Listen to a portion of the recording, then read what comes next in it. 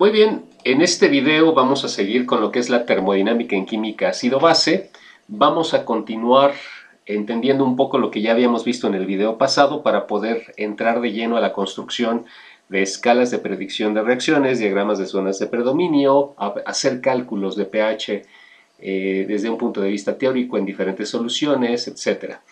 Pero bueno, para lograr esto vamos a ver primero algunos ejemplos de lo que se presentó en el video anterior. Vamos a construir lo que es, o más bien vamos a identificar lo que es una familia ácido-base y vamos a ver cómo a partir de la información que a mí me dan en la literatura yo puedo plantear cuáles son los equilibrios de acidez y los equilibrios de basicidad que va a tener esa familia ácido-base. Y vamos a empezar por un ejemplo muy socorrido, en este caso que es el del ácido fosfórico. El ácido fosfórico, acuérdense que tiene una estructura empírica de H3PO4.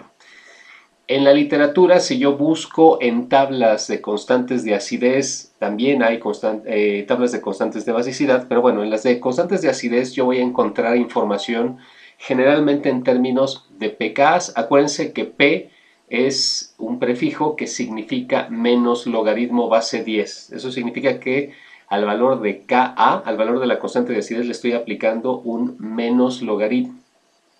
Pero bueno, en las tablas de acidez lo que yo encuentro para el ácido fosfórico es que vienen reportados 3 pKs. El pKa denominado 1, que vale 2.1, el pKa2, que es 7.2, y el pKa3, que vale 12.1. Entonces, lo primero que ustedes tienen que identificar es que, estando reportados 3 pKs, esto incluso también funciona para si ustedes están viendo una tabla de pKbs.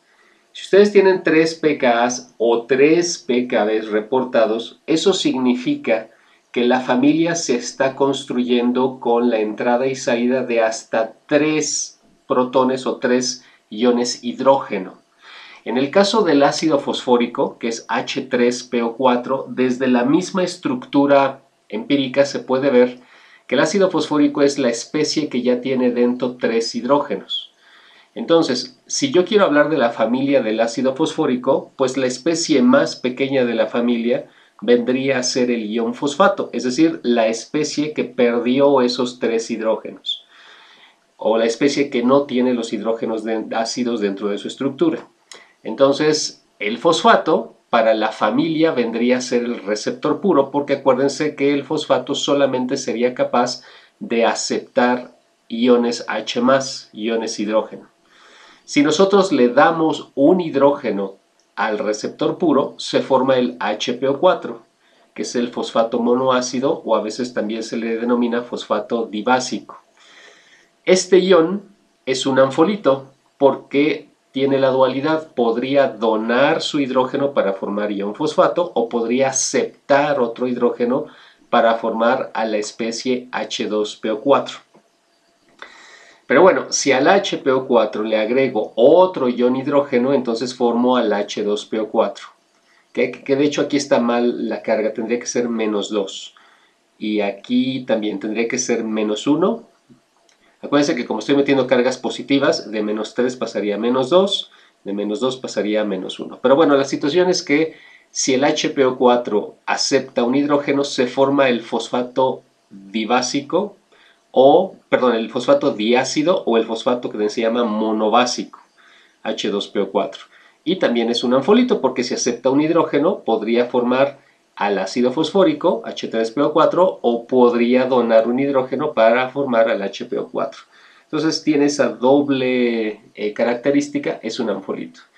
Y si el H2PO4 aceptara un ion hidrógeno más, formaría el ácido fosfórico. El ácido fosfórico es lo que llamamos el donador puro. ¿Por qué? Porque el H3PO4 ya no puede aceptar otro hidrógeno. ¿Y eso cómo lo sé? Pues precisamente porque la información que yo obtengo en las tablas me dice que están reportados 3 pKs. Significa que en el receptor puro máximo pueden entrar 3 hidrógenos. Y esos 3 hidrógenos ya los alcancé cuando llegué al ácido fosfórico. Entonces, la familia del ácido fosfórico, a la cual también le puedo llamar la familia del ion fosfato, o también le puedo llamar la familia fosfato-protón. está integrada por 4 miembros. El receptor puro es el ion fosfato, 2 anfolitos, el fosfato dibásico y el fosfato monobásico, y el donador puro, que es el ácido fosfórico. Ahora, como tengo 3 pKas, eso significa que detrás de cada uno de estos pKas hay un equilibrio de acidez. Y si se dan cuenta, aquí se están numerando 1, 2 y 3. Acuérdense que en el video pasado platicábamos que los equilibrios de acidez son equilibrios de disociación. El ácido se está disociando el agua para liberar a los iones hidrógeno, a los iones protón. Entonces, cuando ustedes se encuentren en un ácido que nosotros llamamos generalmente poliprótico, porque como el caso del ácido fosfórico, su estructura es H3PO4, pues tiene más de un hidrógeno ácido dentro de su estructura. Es decir, más de un hidrógeno puede salir de él, por eso se llaman polipróticos. Hay ácidos que solamente pueden donar un hidrógeno, como el caso del ácido acético, que solo tiene un hidrógeno ácido dentro de su estructura, entonces solo puede liberar un hidrógeno, o el ion acetato podría aceptar un hidrógeno, y en ese caso se dice que estamos trabajando con un ácido monoprótico, solo hay un hidrógeno ácido. Pero bueno, en este caso el ácido fosfórico correspondería a un ácido poliprótico. Bueno, cuando ustedes tienen ácidos polipróticos, pues lo normal es que ustedes tengan más de un pKa. Van a tener, en este caso, en específico para el ácido fosfórico, 3 equilibrios de acidez asociados.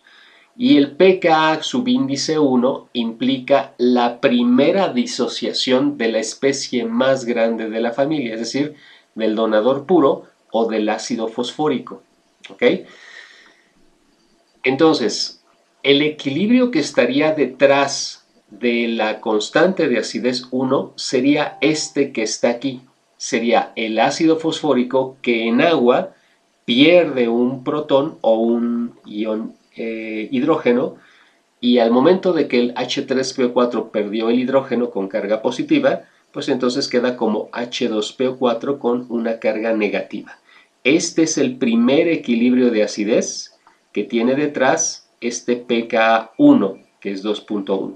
¿Okay? Entonces acuérdense, el subíndice me está diciendo si es la primera salida de un hidrógeno, pKa2 va a ser la segunda salida de un hidrógeno, y pKa3 va a ser la tercera salida de un hidrógeno de la estructura más grande o del familiar más grande, que en este caso es el ácido fosfórico.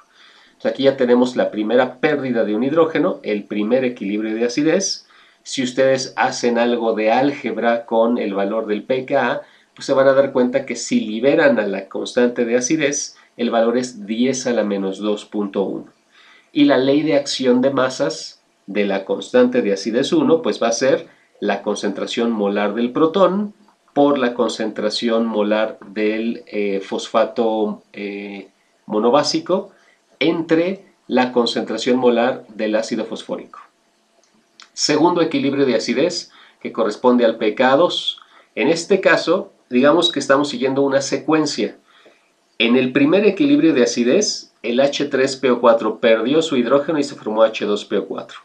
Ahora en el segundo equilibrio de acidez, la especie que me quedó aquí arriba, que es el H2PO4, va a perder un hidrógeno, un nuevo hidrógeno, para formar HPO4. Entonces, mi segundo equilibrio de acidez estaría definido por H2PO4, que en agua se disocia para darme HPO4, y otra vez un ion hidrógeno. A este tipo de equilibrios se les llama de disociación sucesiva, porque sucesivamente las especies que se van formando van perdiendo una partícula. Entonces aquí el H3PO4 perdió un hidrógeno y se formó H2PO4, y ese fue el primer equilibrio de acidez. En el segundo equilibrio de acidez, el H2PO4 pierde otro hidrógeno y ahora se forma HPO4. Y en el tercer equilibrio de acidez, el HPO4 va a perder su último hidrógeno y se va a formar la especie más pequeña, que es el ion fosfato. Entonces, bueno, ya me adelanté un poco, ese es el tercer equilibrio de acidez. Entonces, haciendo igual el álgebra como para el caso del primer equilibrio de acidez, en el segundo equilibrio la Ka2 valdría 10 a la menos 7.2. Esta sería su correspondiente ley de acción de masas. Y para el tercer equilibrio de acidez tengo una Ka3 de 10 a la menos 12.1 y esta sería su ley de acción de masas. Y con eso, fíjense, a partir de la información que me habían dado en tablas, que solamente era la información de los valores de los pKs, yo pude establecer los equilibrios de acidez de la familia y bueno, antes de eso saber quién es la familia que conforma, más bien, cuál es la familia a la que corresponde el ácido fosfórico en este caso. Pero bueno, en el caso del ácido fosfórico, ustedes en las tablas solamente les van a dar información de sus constantes de acidez. Si ustedes buscan en ese mismo libro donde encontraron esto, las constantes de basicidad para la familia del ácido fosfórico, no las van a encontrar, porque pues, los libros o les reportan las constantes de acidez o les reportan las constantes de basicidad. Acuérdense que en una familia ácido-base siempre hay equilibrios de acidez, que son los que acabamos de determinar, pero también tienen su contraparte, que son los equilibrios de basicidad. Siempre una familia ácido-base tiene esta dualidad, tiene estos dos procesos posibles, los de acidez y los de basicidad. Y lo interesante es que si ustedes encontraron que el ácido fosfórico tenía 3 equilibrios de acidez, lo que corresponde decir es que el ácido fosfórico también tiene 3 equilibrios de basicidad. Si ustedes tienen 3 pKs reportados, van a tener 3 pKbs también para esa familia. Si ustedes ubicaran otro ácido, por ejemplo el caso del ácido acético que estábamos platicando ahorita, que es un ácido monoprótico, al ser monoprótico solo puede soltar un hidrógeno. Si solo suelta un hidrógeno, solo tendría un equilibrio de acidez, solo tendría un valor de constante de acidez. Entonces, como yo ya sé que solamente tiene una Ka, pues también esa familia del ácido acético va a tener un Kb. ¿Okay? Ahora, ¿cómo puedo obtener los Kbs si yo lo necesito y a mí en las tablas me están dando los pKs?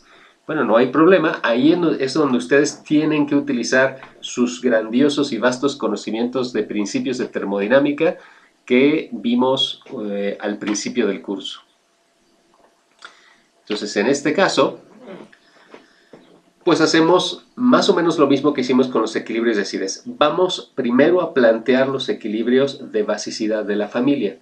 Los equilibrios de basicidad, acuérdense, son equilibrios de asociación, a diferencia de los de acidez que son de disociación, ¿ok?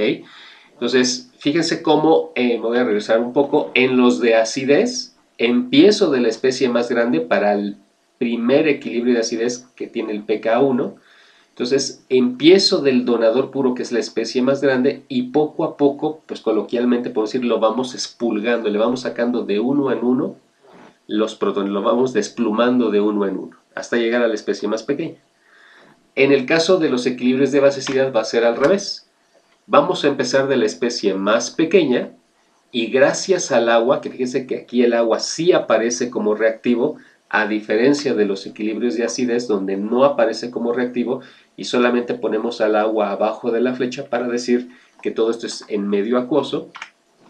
Aquí en los equilibrios de basicidad sí involucramos al agua y entonces lo que decimos es el ion fosfato, que es mi base, va a aceptar un ion hidrógeno del agua. Acuérdense, el fosfato base, el agua se comportará como un ácido y entonces donará un hidrógeno, un H+, al ion fosfato, y entonces el ion fosfato se convierte en HPO4, en fosfato dibásico, y el agua que perdió un H+ se convierte en hidróxido. Siempre los equilibrios de basicidad les van a generar hidróxidos, siempre los equilibrios de acidez les van a generar protones o iones hidrógeno. Entonces, ya tengo aquí mi primer equilibrio de basicidad, la primera entrada de un hidrógeno al ion fosfato. ¿Cómo encuentro el valor del pKb? Que en este caso sería pKb1, porque es la primera entrada de un hidrógeno a la especie más pequeña. Entonces, no hay de otra. Acuérdense que ustedes tienen una herramienta que aprendieron en termodinámica para encontrar los valores de diferentes parámetros cuando no los conocen, pero sí conocen otros. Y es la famosa ley de Hess. Ustedes conocen los equilibrios de acidez con sus valores de K o de pK. Bueno, pues a partir de eso y a partir de un equilibrio que normalmente consideramos como comodín, porque como estoy en medio acuoso, lo puedo utilizar en cualquier momento porque siempre está sucediendo dentro de mi sistema, pues es el equilibrio de autoprotólisis del agua. Si ustedes necesitan involucrar ese equilibrio para algo, lo pueden hacer. Entonces, en este caso, fíjense, de la información que yo ya tenía, yo podría tomar el tercer equilibrio de acidez, pero al revés, tendría que voltearlo, tal como está aquí. Las reglas en la ley de Hess me dicen, si tú volteas un equilibrio o un proceso químico y estás trabajando con pKs, pues el pK del nuevo equilibrio cambia su signo con respecto al anterior. Entonces, antes el tercer equilibrio de acidez tenía un valor de pK de 12.1 y en cuanto yo lo invierto, ahora va a tener un valor de menos 12.1. Fíjense que aquí ya no le puse el subíndice A. Eso es porque en el momento en el que yo lo volteo, ya pierde las características de un equilibrio de acidez. Entonces, como ya no es propiamente un equilibrio de acidez, pues ya no le pongo el subíndice A, ya nada más le pongo K. ¿Ok? Pero bueno, en todo caso, pues aquí el valor del pK es menos 12.1. Ahora involucro una vez al equilibrio del agua, el equilibrio de autoprotólisis. Fíjense que si yo sumo estos dos equilibrios, me va a quedar precisamente el que yo estoy buscando, que es el equilibrio, el primer equilibrio de basecidad. Sabiendo que el pK vale 14, a la hora de hacer el sándwich para obtener el equilibrio que estoy buscando, aquí tengo que sumar estos dos valores, que bueno, por el signo me quedaría 14 menos 12.1, o sea, 1.9. Eso significa que el pKb1, porque estoy buscando la constante del primer equilibrio de basicidad, KB1, pero como estoy trabajando con P, sería pKb1, vale 1.9. Y haciendo un poco de álgebra, KB1 vale 10 a la menos 1.9. Y como toda constante tiene su ley de acción de masas, obviamente aquí al equilibrio, que son las concentraciones molares de los productos multiplicadas entre las concentraciones molares de los reactivos, y acuérdense que al agua no la incluimos en la expresión. Y así me quedaría la ley de acción de masas para la primera constante de basicidad. Y hago exactamente lo mismo para los siguientes equilibrios de basicidad. Aquí el fosfato aceptó un hidrógeno del agua y se formó el HPO4. Ahora el HPO4 con otra agua va a aceptar otro ion hidrógeno y ahora va a formar al H2PO4 y bueno, esta agua otra vez se convierte en hidróxido. Este es el segundo equilibrio de basicidad. Con ley de Hess yo puedo obtener el valor de su constante de equilibrio que va a ser KB2. Aunque bueno, yo tengo los datos como pK. Entonces, si me voy a lo que yo conozco, fíjense que voy a necesitar para hacer mi ley de Hess el segundo equilibrio de acidez, pero volteado. Entonces, si yo lo volteo, el pK ahora me queda de menos 7,2. Acuérdense, ya no le pongo el subíndice A porque propiamente ya no es de acidez. Involucro a un equilibrio del agua, hago la suma, bueno, hago primero el sándwich para ver que me quede el equilibrio que estoy buscando, me queda tal cual. Hago la suma de estos dos valores y me queda que el pKb2 es 6.8. Álgebra me dice que KB2 es 10 a la menos 6.8 y la ley de acción de masas sería la concentración molar de hidróxido por la concentración molar del fosfato monobásico entre la concentración molar del fosfato dibásico. El agua no la pongo y aquí está. Y hago lo mismo con el tercer equilibrio de basicidad. Aquí en el segundo se formó el H2PO4 y ahora el H2PO4 con otra molécula de agua va a aceptar un último protón para formar a la especie más grande que es el H3PO4. Y el agua pues se transforma en hidróxidos. Hago exactamente lo mismo, pero esta vez voy a necesitar el primer equilibrio de acidez y lo tengo que voltear. La cosa es que voy a obtener ahora un pKb3 de 11.9 y KB3, aquí el valor está erróneo, debería ser 10 a la menos 11.9. ¿Okay? Y hago la ley de acción de masas con la misma definición que utilizamos siempre para las constantes de equilibrio y me va a quedar esto que está aquí. Y fíjense que ya con esto pude obtener la información que no me estaban dando directamente en tablas, pero pues con los conocimientos que yo ya tengo de termodinámica y pues los pequeños que ya están adquiriendo ustedes de ácido base, pues ya pueden ustedes calcular los valores, o sea, establecer los equilibrios de basicidad y obtener sus valores de pKb o Kb. Bien, ok, pues ahora sí, vamos a entrar a un punto muy interesante de la química ácido-base, que son las famosas escalas de predicción de reacciones. Digamos que todas las familias ácido-base tienen una correspondiente escala de predicción de reacciones. La escala de predicción de reacciones, como bien lo dice aquí, es un modelo gráfico que les va a ayudar a ustedes a determinar rápidamente, dependiendo de cuáles sean los reactivos que ustedes tengan en un sistema, si estos reactivos se van a combinar de una forma cuantitativa o no cuantitativa, espontánea o no espontánea, es decir, si va a haber reacción o va a haber interacción. Y esto es importante que ustedes puedan deducirlo, porque dependiendo de si su sistema interacciona, hay una forma de calcular qué es lo que va a pasar con él, y si su sistema reacciona, la forma es totalmente distinta. Entonces, vamos a trazar un diagrama, una escala de predicción de reacciones para un sistema sencillo. Vamos a considerar un ácido monoprótico que solo tiene un equilibrio de acidez, que es este que está aquí. El ácido HA se disocia para darme el ion hidrógeno y la base A. En este caso, si se dan cuenta, como solamente tengo reportado una constante de acidez, pues la familia es muy pequeña. La familia de hecho va a estar integrada por dos miembros. El ácido, que sería el donador puro, y A-, que sería la base pura. En este caso, la familia no tiene anfolitos. Ok, este es mi equilibrio de acidez y esta es su constante de acidez con su correspondiente ley de acción de masas, que es esta. ¿Qué es lo que sigue? Bueno, vamos a jugar con la expresión que yo tengo aquí de la ley de acción de masas. ¿Qué tal que aplico logaritmo base 10 a ambos lados de la ecuación? Bueno, si hago eso, me va a quedar esta expresión que está aquí. Logaritmo de la constante de acidez es igual al logaritmo de toda la ley de acción de masas. Y a partir de aquí vamos a utilizar propiedades de los logaritmos. ¿Qué vamos a hacer? Bueno, en esta parte del lado derecho vamos a recordar nuestra primera propiedad. Hay una propiedad que me dice que el logaritmo de A por B es igual al logaritmo de A más logaritmo de B. Es decir, el logaritmo se divide en dos logaritmos que se suman. Entonces vamos a suponer que A es la concentración del protón, o de H+, y B es la concentración de A entre la concentración de HA. Entonces sería A por B, ¿ok?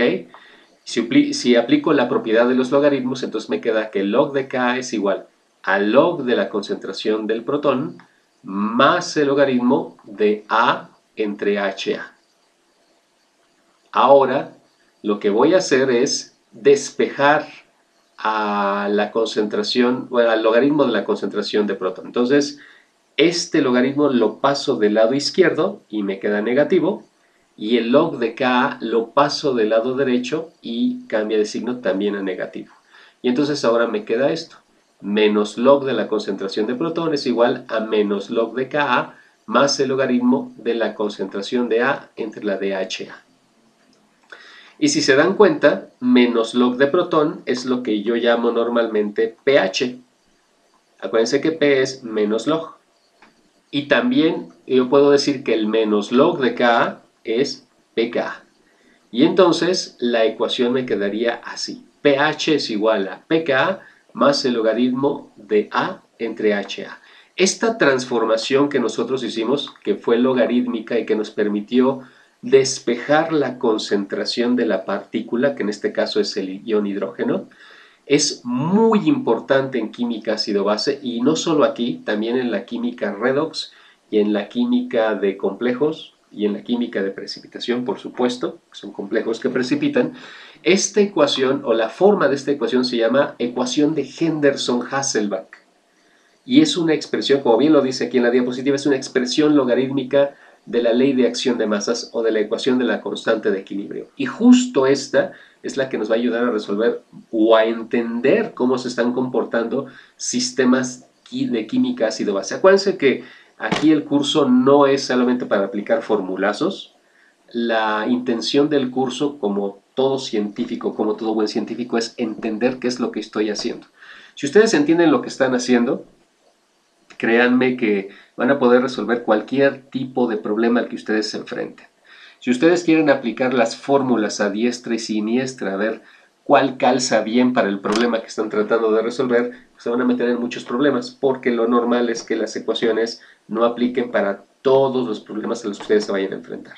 Y ustedes como científicos realmente lo que tienen que hacer es enfrentarse a un problema que no se resuelve fácilmente y echarle coco para saber cómo resolverlo. Si ustedes no saben cómo funciona todo esto, no van a tener las herramientas necesarias para poder resolver problemas. Bueno, entonces fíjense, lo que hice fue transformar la expresión de la ley de acción de masas de mi equilibrio a una forma logarítmica donde el pH, estoy despejando el pH y me queda así, y es la ecuación de Henderson-Hasselbalch. Ahora, para trazar mi escala de predicción de reacciones, lo que tengo que hacer es seguir ciertas reglas. La primera regla es, en el eje de las X traza una línea, y esa línea va a representar el eje de pH. Entonces aquí tengo un eje de pH que está sobre el eje X, y acuérdense que en el eje X, pues obviamente los valores de pH o los valores de X van a disminuir conforme ustedes se mueven a la izquierda o van a aumentar conforme se mueven a la derecha. Bueno, ya puse mi escala de pH. Ahora, ¿qué sigue? Bueno, de la familia ácido-base que ustedes quieren construir, van a identificar cada uno de los equilibrios de acidez de la familia. En este caso, pues como es un ácido sencillo, solamente tengo un equilibrio de acidez. Cada uno de esos equilibrios de acidez, ustedes los van a representar en la escala como líneas perpendiculares. Entonces, en el caso de este ejemplo, esta línea que está aquí estaría representando el único equilibrio de acidez que tengo para ellos.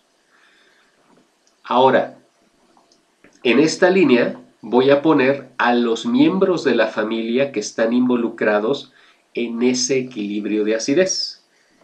Bueno, aquí es único, ¿no? Este es mi equilibrio de acidez. Los miembros de la familia que están aquí son HA y A. Acuérdense que la partícula no forma parte de la familia, pero me está ayudando a formar a los diferentes miembros de la familia. Pero bueno, aquí están jugando HA y A. Entonces yo voy a colocar a esos miembros de la familia que están jugando en ese equilibrio en esta línea. Y la regla es, pon a los donadores arriba y a los receptores abajo. O en otras palabras, la especie más grande va arriba, la que tiene más hidrógenos va arriba y la que tiene menos hidrógenos va abajo. Entonces HA iría aquí arriba y A estaría abajo. Ahora, esta línea yo la tengo que ubicar en la que yo tracé de la escala de pH. De hecho, la va a cortar. Entonces, esta es perpendicular a la del eje de pH. Y la pregunta aquí es, ¿dónde voy a colocar o en qué valor de la escala que dibujé en el eje de las X va a ir esta línea? Bueno, la tengo que colocar considerando una situación muy especial para mi sistema, donde la concentración de los dos familiares que están en la línea sean iguales. En este caso, donde la concentración de HA al equilibrio sea igual a la concentración de A al equilibrio. Y para eso me voy a regresar un poquito a la ecuación de Henderson-Hasselbalch. Fíjense qué pasa. Si estoy en esta condición donde la concentración de A es igual a la concentración de HA, de acuerdo a la ecuación de Henderson-Hasselbalch, esto se hace 1. ¿Están de acuerdo? Y logaritmo de 1 es 0. Entonces, cuando las dos concentraciones son iguales, eso implica que el pH es igual al valor del pK. Entonces, ¿dónde tengo que colocar esta línea? Pues si estoy cumpliendo esta condición, la línea tiene que ir en un pH que tenga el mismo valor del pKa del equilibrio que yo estoy poniendo aquí. Entonces, ya lo tengo. Y me quedaría así, ¿ok? La siguiente situación que tengo que considerar es, en mi escala tiene que aparecer el equilibrio de autoprotólisis del agua. Acuérdense que el agua tiene tiene un carácter anfótero, tiene un comportamiento ácido y un comportamiento básico. Entonces tengo que colocar dos líneas que van a representar esos dos comportamientos. En 0 coloco la línea que me describe el comportamiento ácido del agua y en 14 la línea que corresponde al comportamiento básico. Entonces, en 0 la línea va a tener al ion hidrógeno arriba y al agua abajo. Y en el caso de la parte básica, ahora el agua va arriba y el hidróxido, que es la especie que predomina en medio básico, acuérdense que también el hidróxido se puede considerar partícula, iría abajo, como les acabo de comentar. Fíjense que estas dos líneas cumplen con lo que les dije hace rato. La especie más grande, la que tiene más hidrógenos, va arriba y la que tiene menos va abajo. Y esta no la está cumpliendo. ¿Por qué? Bueno, acuérdense que estamos utilizando un modelo simplificado. El modelo del ion hidronio yo lo simplifiqué a protón. Pero si yo utilizara el modelo desarrollado, aquí técnicamente, aquí arriba tendría que ir H3 o más. Y ahí es a donde se vería que la especie más grande realmente sí está arriba. Aquí tendría que ser H3 o más. Pero como estoy utilizando el modelo simplificado, bueno, pues el H3 o más se convierte en protón. Y esa es la razón por la que aquí pareciera ser que no estoy cumpliendo con la regla. Sí la estoy cumpliendo, nada más que por la consideración que hice para los equilibrios de acidez, aquí me queda solo protón. Y listo, ya tengo aquí mi escala de predicción de reacciones. Esta sería la escala de predicción de reacciones para el ácido monoprótico con el que yo empecé a trabajar. Ahora, a partir de la escala de predicción de reacciones, nosotros podemos obtener otro diagrama que me ayuda a tener cierta información del sistema que yo estoy trabajando. Son los famosos diagramas de zonas de predominio. Un diagrama de zonas de predominio es otra representación gráfica que me va a ayudar a evaluar de todos los integrantes de una familia ácido-base, quiénes predominan a determinados valores de pH. Entonces, para construir mi diagrama de zonas de predominio, lo que tengo que hacer es trazar la escala de predicción de reacciones, ya la tengo aquí, y ahora lo que hago es, como ya voy a pasar a diagrama de zonas, quito las líneas que tienen que ver con el agua, estas van a desaparecer, y ahora lo que voy a hacer es, estas especies las voy a colocar en cierta zona de predominio. Es decir, tanto HA como A van a predominar a ciertos valores de pH.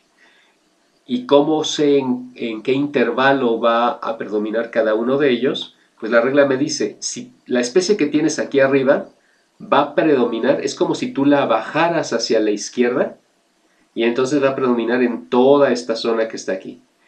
Y la especie que está abajo va a subir y va a predominar en toda esta zona que está aquí. Y entonces el diagrama de zonas de predominio quedaría así.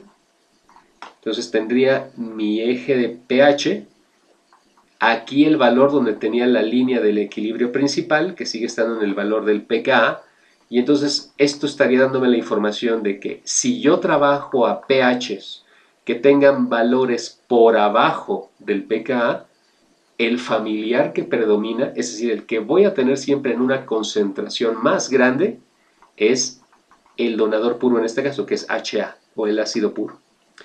Y si yo llegara a trabajar a pHs por debajo del valor del pKa, entonces yo estaría trabajando o tendría el predominio de la especie A. En todos estos pHs predomina A y en todos estos pHs predomina HA. Y esto es una situación muy importante porque realmente en la naturaleza todo se rige exclusivamente a partir de la especie que predomina. Los sistemas en la naturaleza que nosotros siempre tratamos de copiar, nosotros los científicos tratamos de entender y de reproducirlos siempre para beneficio de la humanidad. Bueno, no siempre, pero pues eso es lo que debería de ser. Pero bueno, siempre estamos tratando de copiar a la naturaleza, de entenderla y de tratar de ver cómo funciona para que nosotros podamos también ayudarnos sobre ese conocimiento. Y la realidad es que ustedes saben que muchos procesos químicos o bioquímicos que se dan en la naturaleza involucran un tipipuchal de especies químicas, no nada más una, dos o tres, involucran cientos o a veces miles de especies químicas. Entonces tengo una mezcolanza de especies que están interactuando todas unas con otras y eso me complica mucho a mí predecir cómo se va a comportar ese sistema químico. Bueno, la naturaleza es muy sabia y la naturaleza, para tener control sobre los sistemas químicos, ella lo hace a través de especies predominantes. Es decir, la naturaleza va a imponer ciertas condiciones para que de todas esos cientos de especies una predomine. Y esa especie que predomina es la que impone orden sobre todas las demás. Y entonces esta prácticamente les dice cómo tienen que actuar, cómo se va a comportar mi sistema. Solo con una especie que predomine yo puedo controlar todo el sistema. Entonces, por eso estos diagramas de zonas de predominio son tan importantes, porque gracias a ellos, dependiendo de las condiciones de mi sistema, yo puedo saber quién está predominando, quién de la familia está llevando la voz de mando, y entonces puedo predecir cómo se va a estar comportando mi sistema. O lo que normalmente sucede en la industria. Si yo quiero un producto que tenga las características de HA, pues lo que yo voy a hacer es tratar de imponer mi sistema de forma que yo ayude a HA a predominar. Y entonces, ¿cómo le hago? Pues lo que generalmente hace la naturaleza es imponer pH. Bueno, pues nosotros también copiamos a la naturaleza y ayudamos a imponer algún pH justo en esta zona donde HA predomina. Eso es lo que nosotros tratamos de hacer. Y esa es la importancia precisamente de estos diagramas de zonas de predominio, que ya con cierta práctica no son difíciles de trazar, son muy rápidos. Entonces ustedes pueden obtener esta información para saber quién predomina de forma muy rápida. Ahora, aquí hay un concepto. Este fue un ejemplo sencillo, ¿no? Ahorita vamos a ver un ejemplo un poco más aplicado. Me voy a salir un poco de la presentación. Ahorita les voy a explicar lo que decía la diapositiva. Pero vamos a ver este ejemplo que está aquí, que corresponde a un examen que se hizo hace ya algún tiempo. Tenemos al ácido ascórbico, que es la famosa vitamina C. Esta es su estructura. Aunque generalmente, para no tener que dibujar la estructura, pues nosotros utilizamos esta notación que está aquí, que es H2ASC. Fíjense cómo en la estructura de la vitamina C hay muchos hidrógenos, pero no todos los hidrógenos se dice que son ácidos. Los hidrógenos ácidos son los que, de acuerdo al punto de vista de Bronsted-Lowry, pueden entrar y salir. Si ustedes disuelven el ácido en agua, pues esos hidrógenos pueden salir a través de los equilibrios de acidez o entrar a través de los equilibrios de basicidad. Pero va a haber otros hidrógenos que no lo hagan nunca, que se mantengan en la estructura. A cualquier condición que ustedes le pongan de pH, esos hidrógenos se mantienen. Entonces se dice que esos hidrógenos no son ácidos. No todos los hidrógenos de una estructura van a ser ácidos. Por eso el ácido ascórbico se le representa aquí como H2ASC, porque en toda esta estructura solamente hay dos hidrógenos que pueden entrar y salir. ¿Ok? Entonces, considerando esto, bueno, aquí les dan un cierto background del ácido ascórbico. Es un antioxidante que se usa para enriquecer bebidas a base de frutas. Seguramente ustedes lo han visto. Hay algunas marcas de bebidas, de frutas, de jugos, que se promocionan mucho diciendo enriquecida con vitaminas o enriquecida con vitamina C. Bueno, en el caso especial del ácido ascórbico están reportados 2 pKs. Fíjense que es lógico considerar que tengo 2 pKs, porque ya habíamos, perdón, 2 pKbs, porque ya había yo discutido que solamente tengo 2 hidrógenos ácidos, solo 2 hidrógenos pueden entrar o salir.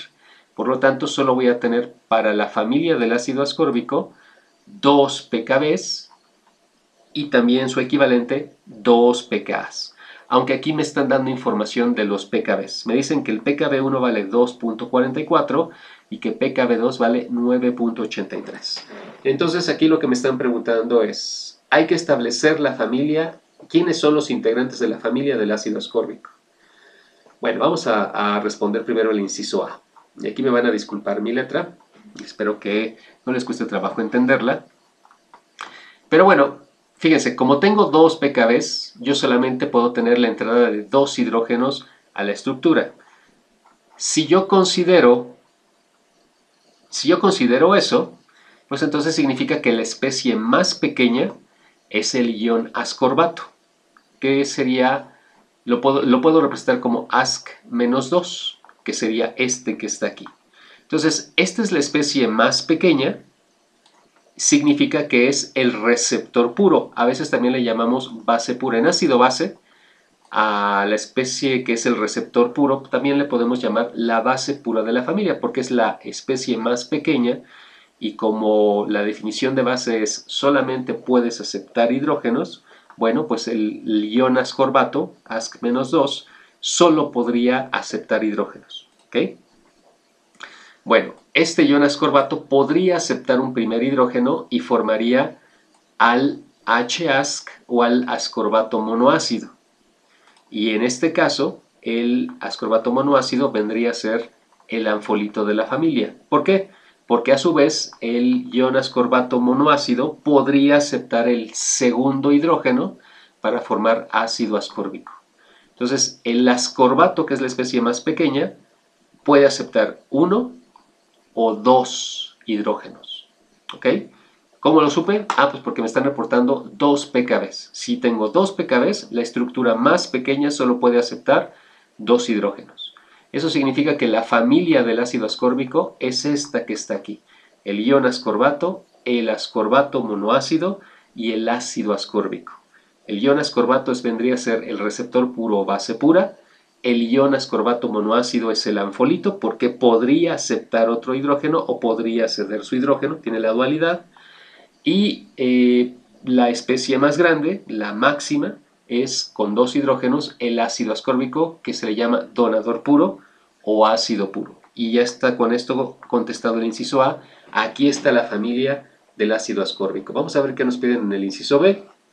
Dice, encontrar todos los equilibrios de acidez posibles de la molécula y los valores del pKa. Bueno, eso es algo muy común que ustedes van a tener que utilizar, ¿no? A mí me están dando información de los pKbs. Entonces, necesito a partir de los pKbs encontrar los valores de pK para la molécula. De entrada yo ya sé que si tengo 2 pKbs, la molécula va a tener 2 pKs. Bueno, pues entonces lo que me conviene primero es, de la información que me dan, saber cuáles son los equilibrios que están detrás de esa información. Entonces, pKb1, que vale 2.44, correspondería al primer equilibrio de basicidad. El primer equilibrio de basicidad es la primera asociación de la especie más pequeña de un hidrógeno que viene del agua. Entonces, mi equilibrio de basicidad, que sería este, sería la especie más pequeña, que es el ascorbato, más un agua que le va a dar el ion hidrógeno, y entonces se va a convertir en el ascorbato monoácido más hidróxido, porque el agua a la hora de perder el hidrógeno se convierte en hidróxido. Acuérdense, todos los equilibrios de basicidad generan hidróxidos. Ahora, este fue o es al que yo puedo llamar el primer equilibrio de basicidad, la primera aceptación de un hidrógeno por parte de la especie más pequeña. Ahora, el pKb2 corresponde al segundo equilibrio de basicidad. Entonces, la especie que se formó en el primer equilibrio, ahora la tomo y otra molécula de agua le va a dar otro hidrógeno y va a formar al H2-As, que es el ácido ascórbico, y otra vez esta molécula de agua que perdió un ion hidrógeno se va a convertir en hidróxido. Y de esta forma ya tengo los dos equilibrios de basicidad con sus dos valores de pKb y ya pues tengo aquí su representación. Ahora, yo necesito los equilibrios de acidez. Bueno, pues entonces lo primero que tengo que hacer es plantear cuáles son esos equilibrios de acidez. A diferencia de los equilibrios de basicidad, acuérdense, en los equilibrios de acidez empiezo con la especie más grande y esta especie se va a disociar. Aquí, por ejemplo, bueno, yo tengo el equilibrio de acidez desde el punto de vista del modelo del ion hidronio, que también es válido. Pero en el caso del modelo simplificado que nosotros estamos viendo, pues sería ácido ascórbico, que en agua, este H2O tendría que ir abajo de las flechas, ¿ok? Entonces, el ácido ascórbico pierde un primer protón, entonces aquí en vez de ion hidronio tendría H+, y se formaría H-asc, el ascorbato monoácido, aquí falta la carga negativa. Y ese sería mi primer equilibrio de acidez. H2asc, que en agua me da H-asc negativo más protón. ¿Ok? Ahora, si yo quiero obtener ese equilibrio, tengo que utilizar ley de Hess. Entonces necesito un equilibrio que involucre al ácido ascórbico y al ascorbato monoácido. El único que lo hace es el segundo equilibrio de basicidad.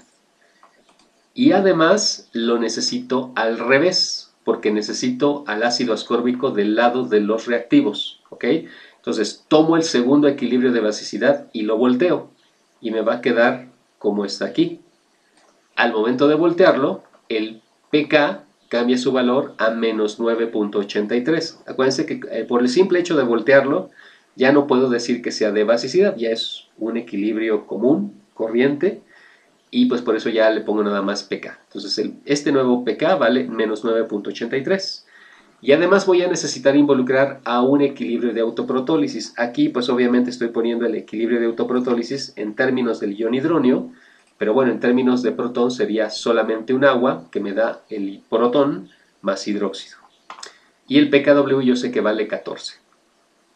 Entonces si hago la suma de los dos, pues voy a obtener ya mi equilibrio de acidez. Otra vez, este está en términos de ion hidronio, pero bueno, también lo puedo obtener en términos de protón. Sería ácido ascórbico, doble flecha, H-asc, ácido ascorbato monobásico, más H+.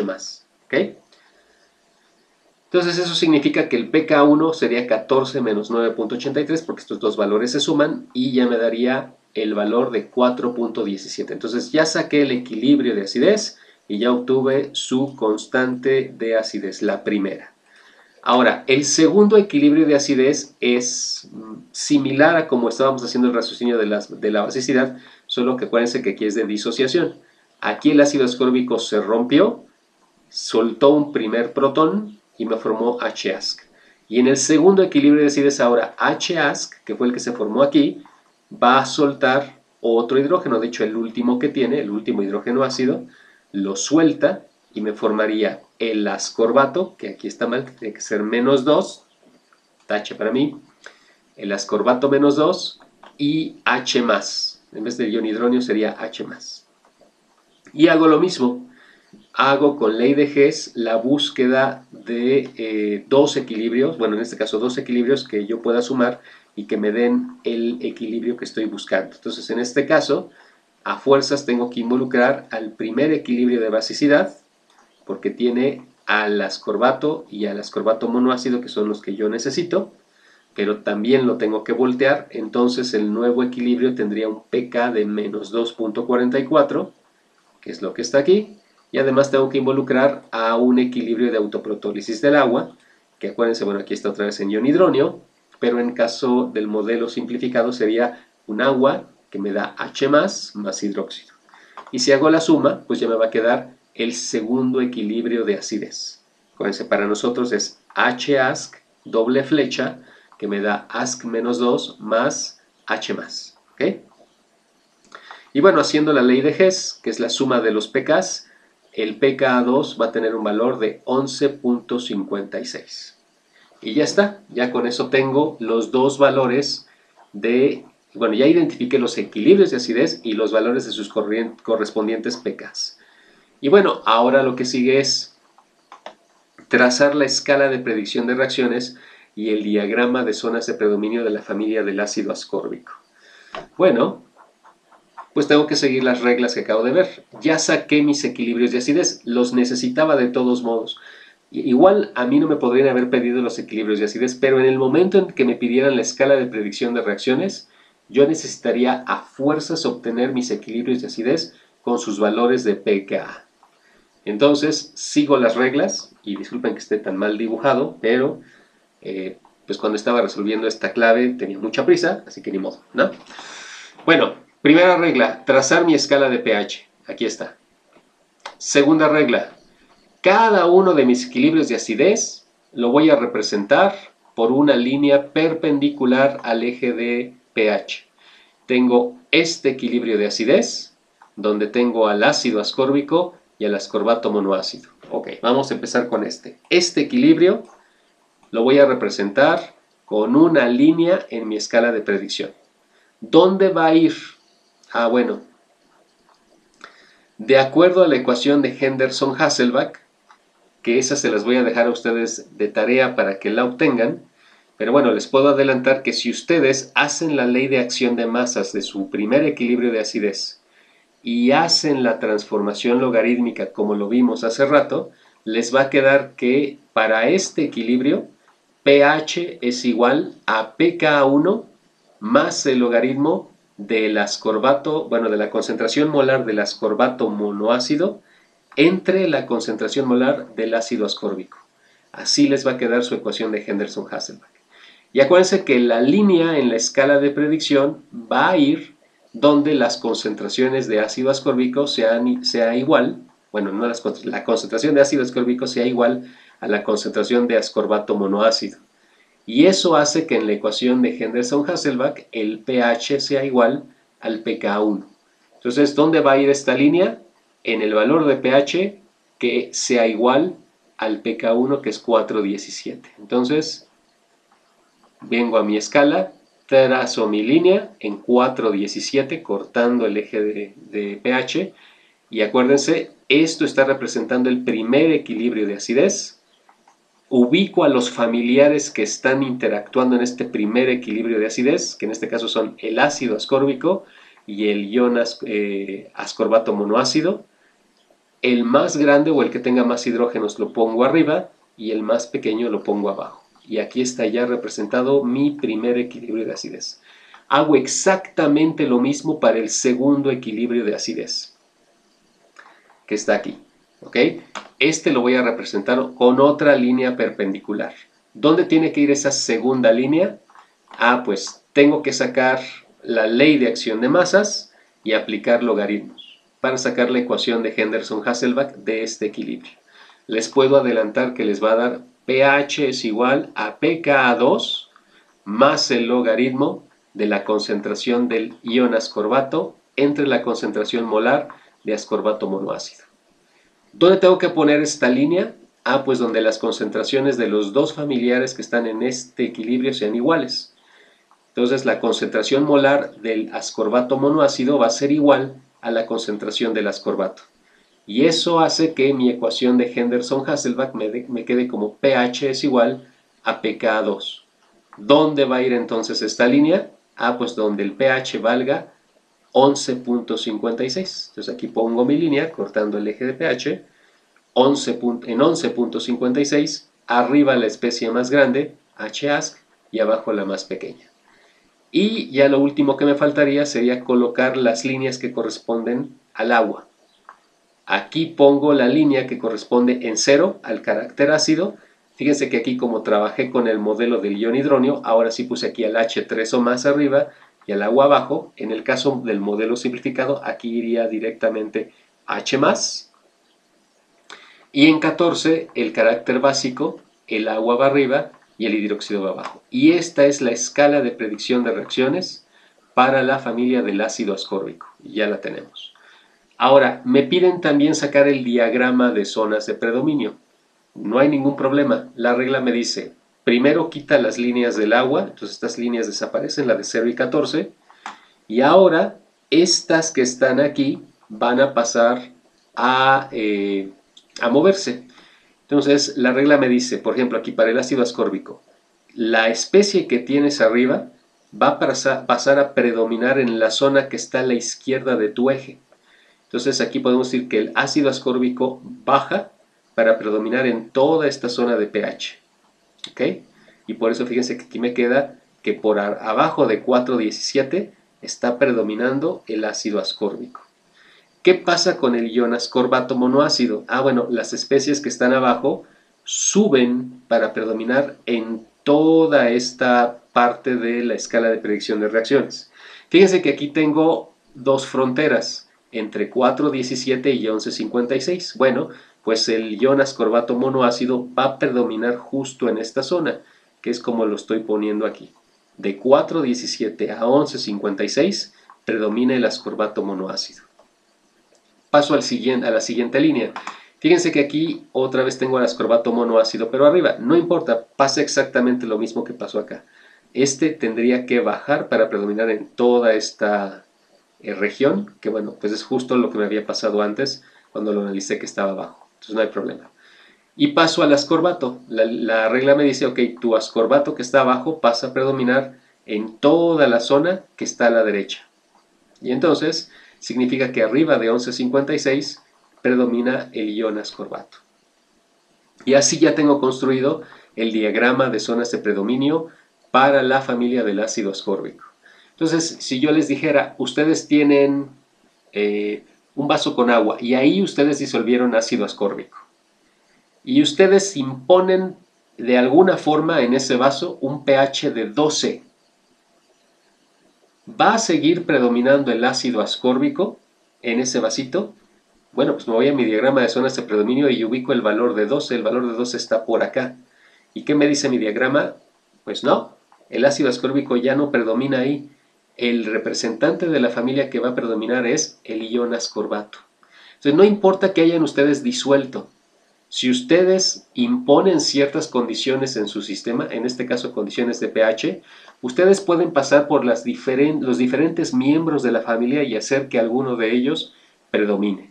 Entonces lo que se dice es, si ustedes imponen condiciones de pH por valores por debajo de 4,17, quien les va a predominar es el ácido ascórbico. Si ustedes trabajan entre 4,17 y 11,56, predomina el ascorbato monoácido. Y si trabajan con pHs por arriba de 11,56, entonces predomina el ion ascorbato. Muy bien. Bueno, pues espero que les haya quedado claro. Si hay algo que no sienten que esté muy claro o tienen problemas para verlo en la ecuación de Henderson-Hasselbalch, pues entonces vamos a verlo en las asesorías. Ya saben, puede ser por Facebook o puede ser pues en las asesorías virtuales, o espero que ya pronto presenciales que vayamos a tener. Y en un siguiente video, pues ya utilizando todos estos conocimientos que ya tenemos de ácido-base, ahora sí nos vamos a ir a determinaciones cuantitativas. Ahora sí vamos a ver cómo calcular teóricamente el pH de diferentes soluciones. Cuando tengo un ácido disuelto o cuando tengo una base disuelta, la base de una familia, una base pura, o cuando parto de un anfolito, ¿cómo o qué consideraciones tengo que hacer para calcular ese pH? Y ya que dominemos esa parte de saber el pH de una solución de un ácido, de un anfolito, de una base, entonces vamos a dar el siguiente paso y vamos a entrar a determinación de pH en mezclas. Pero bueno, eso es asunto para otro video. Les agradezco mucho su atención y seguimos pues aquí al tanto de todo. Gracias.